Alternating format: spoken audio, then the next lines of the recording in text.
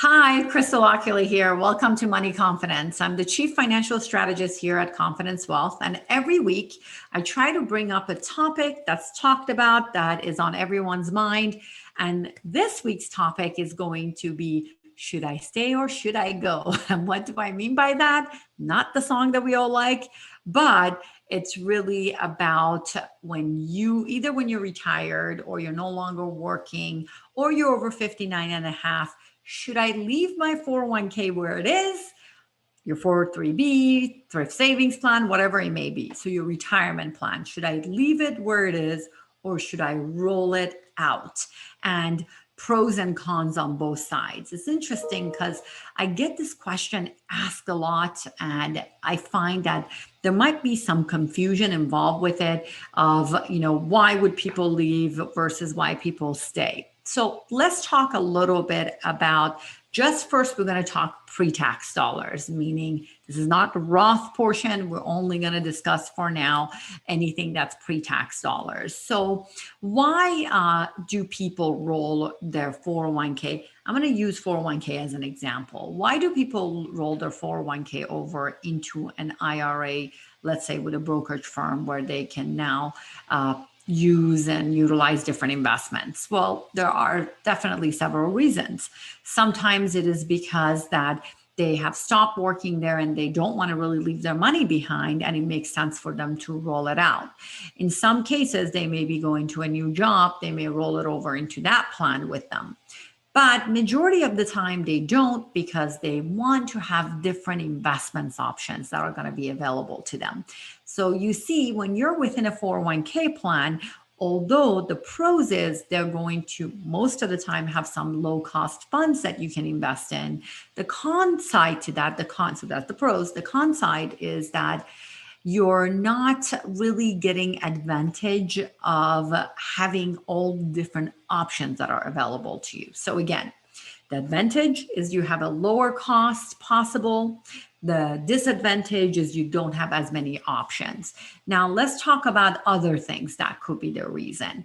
Well, flexibility. So example, within your 401k, if you wanted to liquidate or transfer money out, maybe deposit in your checking or savings, it is going to be a little bit more time consuming because you have to call or you got to go online, paperwork to fill out. It's really not as easy and simple as when you have it in your brokerage account, where you can tie your checking to it, you can tie your savings to it, you can liquidate the funds much quicker and really be able to have more control over your money to do the things that you want to do.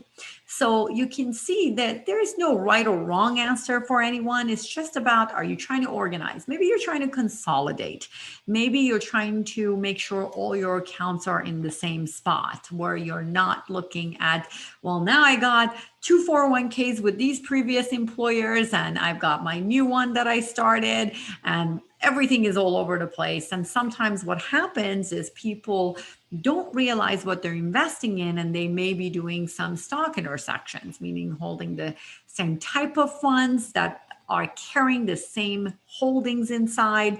And then they're not really realizing that they're not monitoring it as much as they should be, because maybe they're looking at the current 401k, but not so much at the previous one. So you can see these are many options. Then there is obviously the possibility, especially from some of those old 401ks, you may not have Roth options, and your current 401k may or may not have it. So if it doesn't, then maybe it allows you to roll it over. So it's in your control under a rollover IRA. And then you can go ahead and make some conversions that you may want. So you may want to pay taxes on some of it and convert it to a Roth and have it grow tax-free for you. So you can see there are many reasons why someone may want to roll over their 401k into an IRA. Now, as I say, there is no such thing as cookie cutter for everyone. And there is no right or wrong answer unless you know specifically in your situation what is the best fit for you. So with that said, I always think it's good to look a little deeper, understand things a little bit better. So, because this was a subject that was coming up a lot, I actually decided to hold a webinar on it that is going to be, should I stay or should I go? And it's going to go through all the advantages and the disadvantages of rolling over your 401k into an IRA. So then you can look at both sides. Now, personally, in my opinion, if you are doing the right things and you have access to many options, I don't see it being too much of a disadvantage when you're rolling it over. It's only a disadvantage if you're really rolling it over to a really high fee account or a high risk, and you don't really are not going to be looking at it. That would be the only time that I would look at it. Now, another thing to keep in mind for those of you who are working, again, this is not everybody. Sometimes when you are over that RMD age, so let's look at what RMD age is really quickly together again. Required minimum distribution age is when you turn 72 and you must take a distribution from your pre-tax dollars. So if you're currently working and you are at 72, when you roll over your 401k, some 401k allow you not to take an RMD till you retire. So if you were planning on working till 75, you can actually avoid taking RMDs till 75. And I say some because it's not all 401ks. There are 401ks that require you to take the RMD out. So that could be a reason someone may say, well, let me just wait till I'm fully retired to roll it over. Now, here's an interesting part.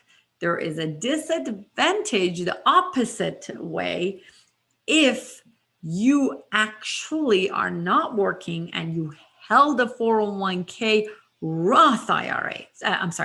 401k Roth. Let's talk about what I mean by that. So let's say you are 72 and you have a Roth 401k. If you leave it in your 401k Roth and you are not working and you are at that RMD stage, or you are working, but you have to take RMD out, they actually require you to take it out of the Roth as well. Isn't that surprising? That is something that is only for those, plan 401k Roth. If you rolled it over to a Roth IRA, then there is no RMD. You do not have to take any required minimum distribution.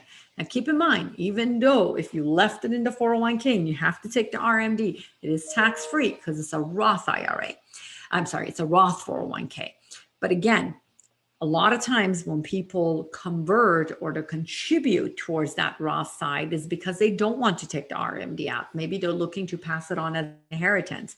Maybe they want it to grow longer. So whatever the case is, they want to have control over the RMD. So if you keep it as a 401k Roth, keep that in mind. If you're over 72, it does require you to take that RMD. So see, as you can see, there's lots of things. And even during this little tiny conversation I'm having with you, I'm even thinking about all the different things that could come up and you may have questions about. So again, this is the reason why I'm holding that webinar. Feel free, by the way, to share it with your family, friends, and colleagues, and they can learn from it as well. And I thought this would be something that would really help you out. So clients, if you have any questions, as always, during your reviews, we go over everything, but just shoot out an email to me. You have all my information. Any of my clients, friends, family, or guests that are listening to this, please feel free to reach out to the office. There are office hours that our advisors have that you can take advantage of and brainstorm with them. If a rollover IRA is good for you, should you roll over your 401k specifically out, or should you really be looking at leaving it where it is? Again, remember, as I said, no cookie cutter. Everyone's situation is unique, and you really should look at it from the perspective of what your goals are. And that's why I'm saying, just reach out and try to set something up to brainstorm that. In the meantime, don't forget to watch out that webinar, and that's going to really help you understand it a little bit more in details. Until next week, if there's anything you need, you know where to find me. Ask Crystal at icwm.com or leave a comment here with me. Have a good one.